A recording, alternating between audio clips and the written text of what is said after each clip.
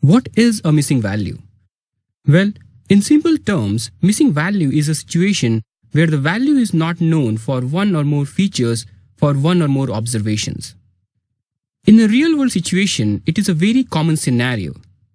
Missing value problem can arise due to several reasons. It may be possible that the data is not available at the first place, or if there is a manual data entry process to gather data, then there could be issues with the manual process itself.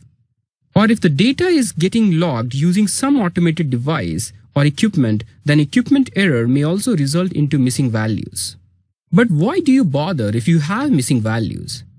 Well, first of all, if you are doing any analysis on a dataset which has missing values and you are not doing anything about it, then it may lead to inaccuracies in your decision making. You may even make wrong judgments that can be detrimental for your business. Also, if you are making any predictive models using the dataset having missing values, then you may encounter issues because most of the predictive algorithms are not built to accommodate missing values. Therefore, you should try to resolve the issue of missing value to the maximum extent possible. So what are the ways to tackle the missing value issues? Let's take the simplest solution, that is to simply remove all of those observations for which you don't have information. You can use this solution if you have only few observations with missing value issues. But in all other cases, you don't want to throw away data because throwing away data means discarding information that could be useful or important for your analysis. Or you can take the alternate route to tackle the missing value issue.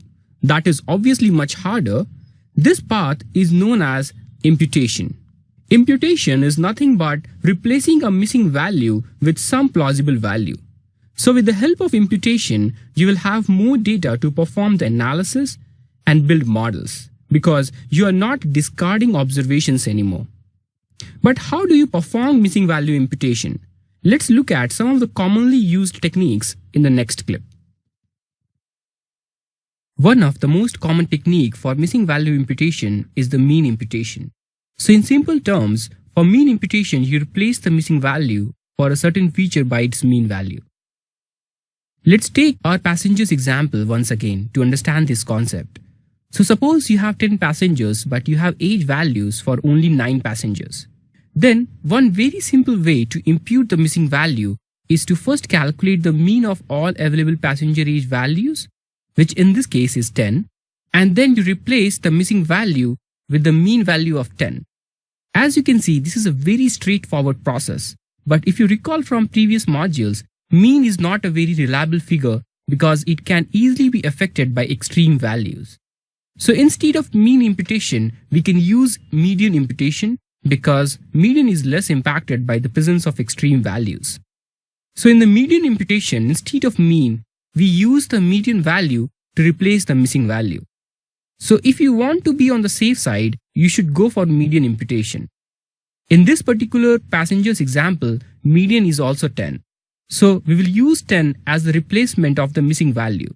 However, as we know that we are using median, we don't have to worry too much about the presence of extreme values in the data. If you are dealing with categorical variable, then you can go for mode imputation, where you can use the mode value to replace the missing value.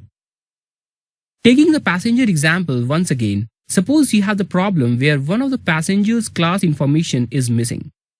Then in this case, you can take the mode that is simply the highest frequency class, that is 1, and use the mode value of 1 to replace the missing value. Well, the examples we have seen so far are very straightforward and we used either mean, median or mode to replace the missing values. But sometimes you can go for more complicated missing value treatment techniques that is beyond the scope of this course.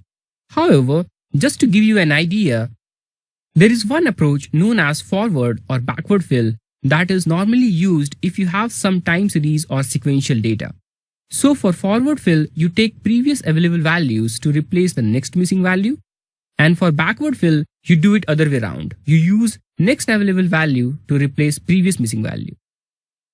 There are more advanced techniques as well for missing value imputation, where you can use some predictive models based on available data to predict the plausible value that can replace the missing values. Well, in this course, we'll focus on simple data imputation only, but I would highly recommend that you look into other options as well. So now you have understood what is a missing value and what kind of problems it can create. Let's see if we have such issues in our tightening dataset and how can we resolve them.